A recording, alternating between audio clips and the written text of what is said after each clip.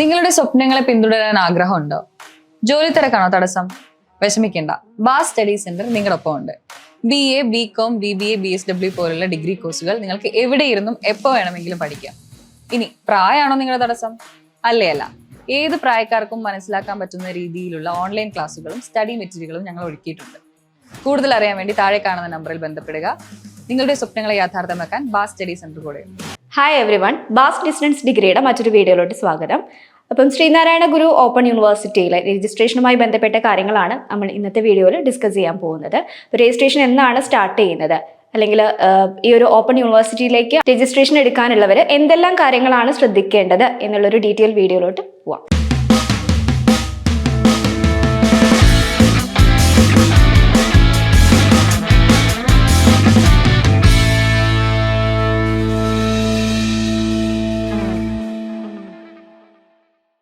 ശ്രീനാരായണ ഗുരു open യൂണിവേഴ്സിറ്റിയിലേക്ക് admission എടുക്കാൻ ആഗ്രഹിക്കുന്ന വിദ്യാർത്ഥികൾ താഴെ കാണുന്ന നമ്പറിലേക്ക് കോൺടാക്ട് ചെയ്യുക.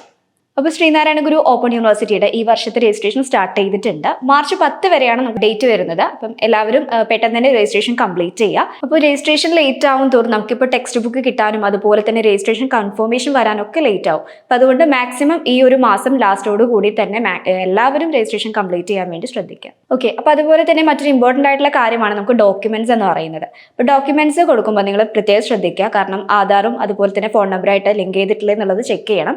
അതുപോലെ നിങ്ങളുടെ SSLC ബുക്കിന്റെ കോപ്പി, +2യുടെ കോപ്പി, അതുപോലെ ആധാർ കാർഡ്, ID കാർഡ്, ഇത്തരത്തിലുള്ള എല്ലാ പ്രൂഫും നിങ്ങൾ എടുത്തു വെക്കണം.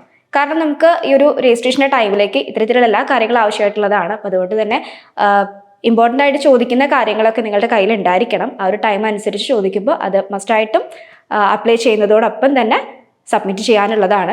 അപ്പോൾ പറഞ്ഞിരിക്കുന്ന കാര്യങ്ങളൊക്കെ കൃത്യമായിട്ട് ശ്രദ്ധിച്ചിട്ട് വേണം എല്ലാവരും രജിസ്ട്രേഷനും കാര്യങ്ങളൊക്കെ കംപ്ലീറ്റ് ചെയ്യാനായിട്ട് കേട്ടോ. അപ്പോൾ ബാസിലെ സ്റ്റുഡൻസ് പേടിക്കേണ്ട കാര്യമില്ല. നിങ്ങളുടെ ഡോക്യുമെന്റ്സും വെരിഫിക്കേഷനും കാര്യങ്ങളൊക്കെ നിങ്ങൾക്ക് ഇവിടെ തന്നെ ശരിയാക്കി തരുന്നതാണ്. അപ്പോൾ അതിന് വേണ്ടിയുള്ള ഡോക്യുമെന്റ്സും കാര്യങ്ങളൊക്കെ ഇപ്പോൾ തന്നെ നിങ്ങൾ സെറ്റ് ചെയ്ത് വെക്കുക. എല്ലാം കയ്യിലുണ്ടോ എന്നുള്ളത് ഉറപ്പ് വരുത്തുക. അപ്പോൾ പുറത്തുള്ള സ്റ്റുഡൻസ് ആണെങ്കിൽ ഇത്തരത്തിലുള്ള കാര്യങ്ങളൊക്കെ പ്രത്യേകം ശ്രദ്ധിക്കണം. ഓക്കെ, അപ്പോൾ രജിസ്ട്രേഷനുമായി ബന്ധപ്പെട്ട കാര്യങ്ങൾ എല്ലാവർക്കും കൃത്യമായിട്ട് തന്നെ മനസ്സിലായിട്ടുണ്ടാവും എന്ന് വിചാരിക്കണം. അപ്പോൾ ഈ പറഞ്ഞിട്ടുള്ള കാര്യങ്ങളൊക്കെ ശ്രദ്ധിക്കുക. അതുപോലെ തന്നെ ഡോക്യുമെന്റ്സ് ഒക്കെ കൊടുക്കുമ്പോൾ പ്രത്യേകം ശ്രദ്ധിക്കണം. എല്ലാ ഡോക്യുമെന്റ്സ് ഉണ്ടോ എന്നുള്ളത് ചെക്ക് ചെയ്തിട്ട് വെരിഫൈ ചെയ്തിട്ട് വേണം നിങ്ങളത് കൊടുക്കാനായിട്ട്. അപ്പോൾ മറ്റൊരു കാര്യം കൂടി ശ്രദ്ധിക്കുക. കാരണം ലാസ്റ്റ് ഡേറ്റിലോട്ട് ഒരിക്കലും നിൽക്കരുത്.